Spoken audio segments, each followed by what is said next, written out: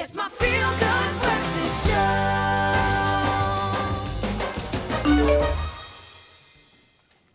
Welcome back. This is your Feel Good Breakfast Show. Happy Monday, and thank you very much for starting a brand new week with us.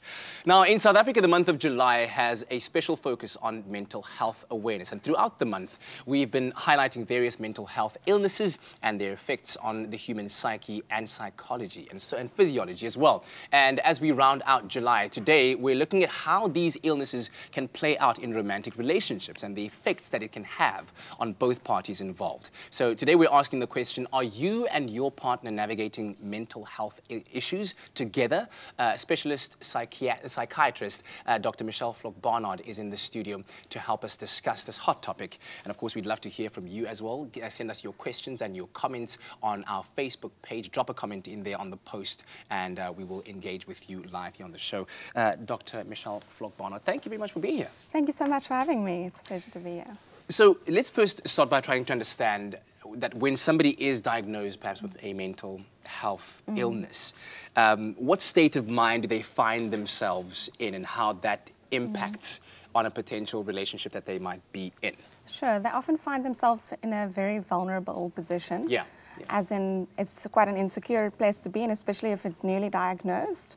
So, yeah, the person often feels very insecure in themselves, and just they may be struggling to come to terms with a mental illness themselves, and now to convey it to a partner may put them into a difficult position. Yeah, and so I'm sure you'd find a certain sense of distancing or detaching themselves from conversation, from interaction in that particular relationship, because they feel vulnerable. They don't know how to say, hey, this is what I feel is my feeling, or what is wrong with me, and what has been said by the doctor. Absolutely, because this, often a disconnect can be experienced within the relationship if the partner is not possibly willing to engage or able to engage at that point, or feels ready to disclose it to a partner. So it can definitely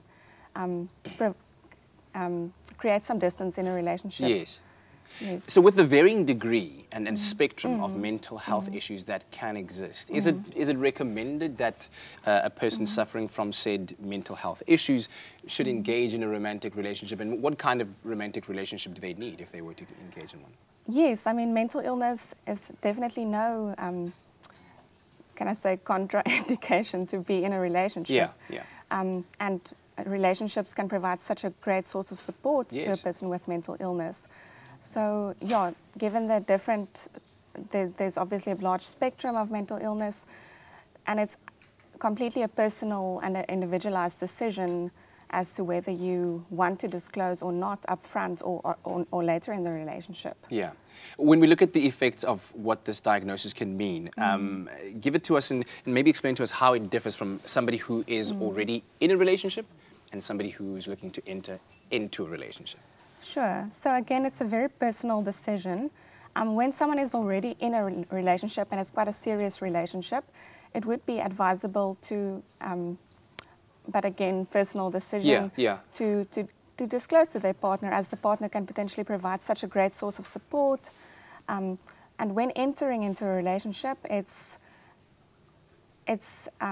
don't have to disclose up front, but possibly as the relationship progresses, it would be recommended, as again it's such a great source of support. And to the partner who's, I guess, on the receiving end of the news, how would you suggest that they, process this information that they're receiving and its effects on the relationship step by step, from hearing it the first time, whether you were already in a relationship with a person or you've entered in a relationship with them, and then you find out later on that this is something that they didn't disclose to you in the very beginning? How do you process it? How do you take it? How do you become that support structure that your partner needs? Yes, so the partner has to realize that this is quite a vulnerable space that the individual, the person that was diagnosed with the illness, finds themselves in. So just acting with empathy and kindness and acceptance, and if they for some reason have questions or need more information, it would be advised that they ask the partner's doctor or the local mental health support network for more information, just to help them gain more knowledge. Knowledge, yeah, Yes. because that's so important. Yes. I'm sure that lots of our viewers out there do have questions regarding this topic, so we do encourage you to go onto our Expresso Morning Show SABC3 Facebook page. Drop those questions in the comments, and we're going to be continuing our conversation with Dr. Michelle Vlok-Barnard a little bit later on regarding you navigating those mental health issues with your partner in a relationship. It's my feel-good breakfast show.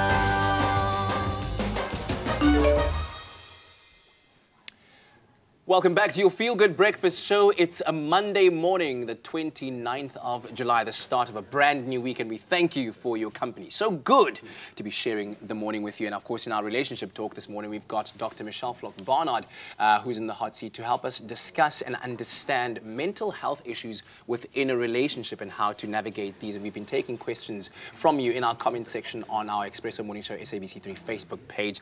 And what we're getting, Dr. Michelle Vlok-Barnard, is a lot of people saying that it just purely won't work. And I think a lot of it comes from their discussions with other people, perhaps people who have been in relationships with people with mental health disorders.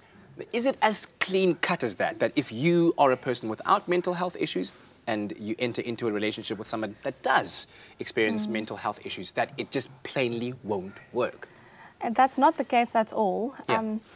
Because there's such a broad spectrum again of mental illness and so many different levels of impairment.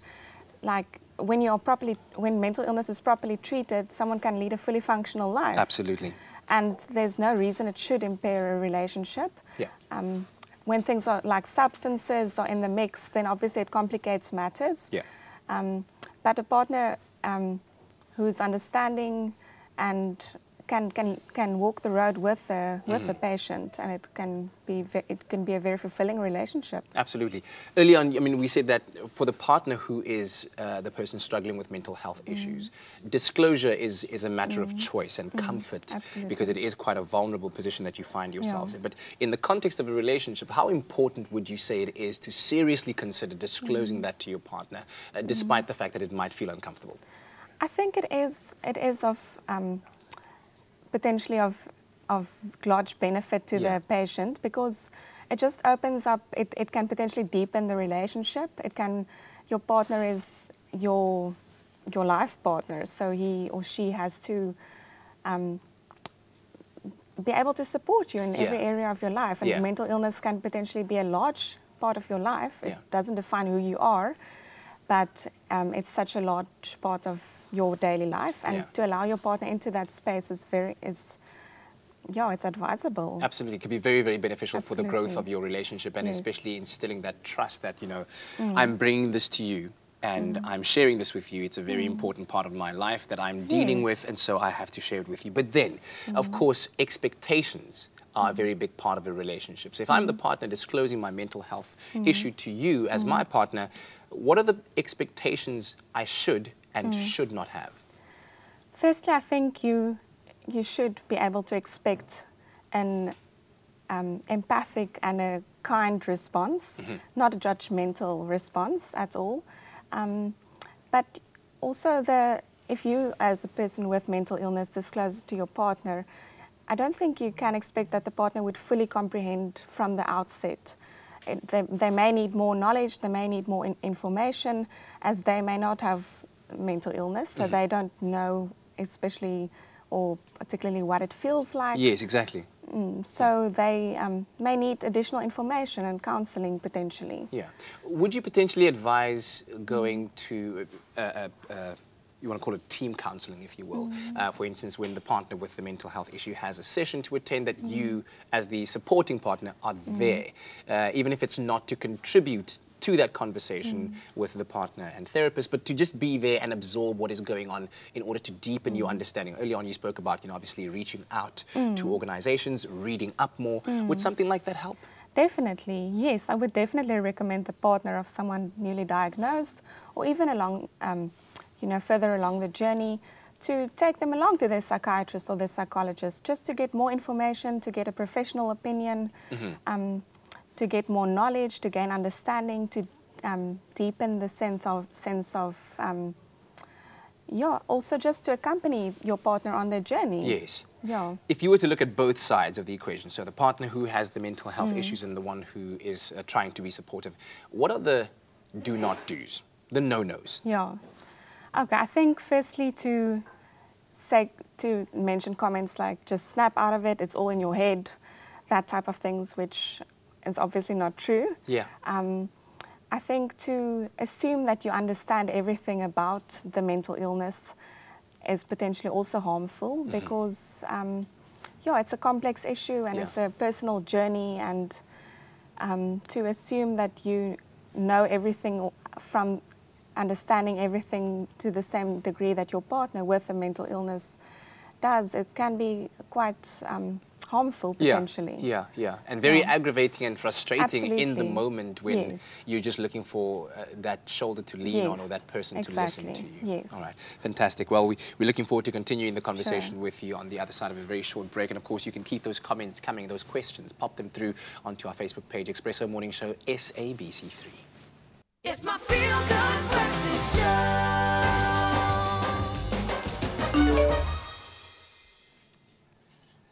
Welcome back to your Feel Good Breakfast show on this Monday morning, the start of a brand new day. So good to be in your company. And relationship talk time it is right now. We have Dr. Michelle Vlok-Barnard, psychiatrist, here to talk to us through navigating mental health issues along with your partner in a relationship. And we've also been taking in comments from you on our Facebook page, which we love. Thank you very much for that.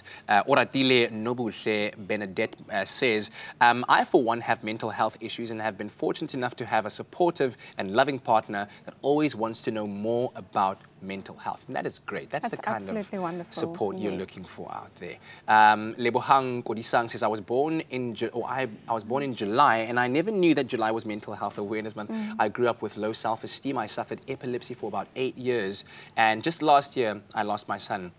Having a supportive person means a lot.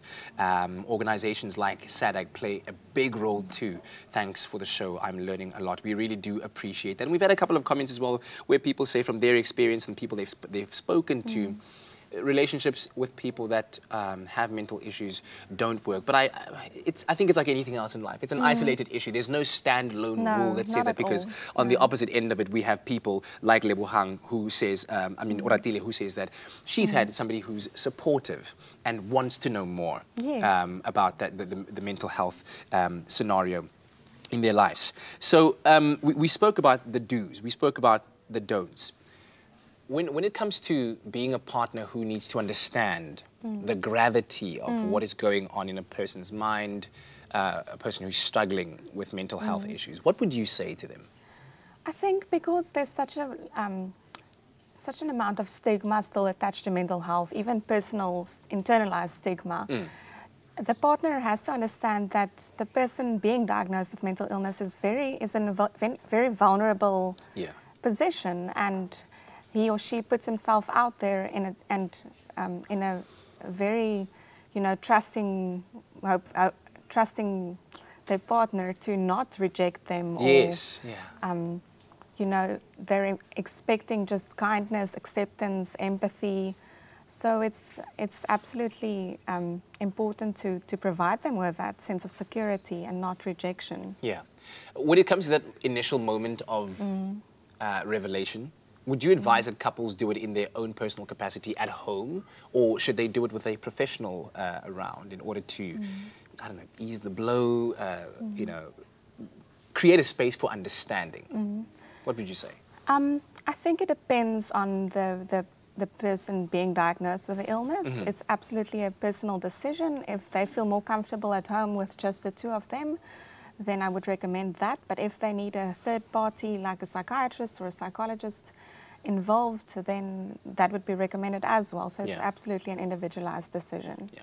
Another question I have, what would you do, or what would you suggest someone does if the partner exhibits some kind of resistance or difficulty in understanding just how deep this problem is with you as a partner who's suffering from mental health issues? Then I would really recommend them to go seek help from seek knowledge and understanding from a professional to deepen their level of understanding, and just read up. There are great resources like like on SADAG, for instance, Absolutely. about all types of mental illnesses.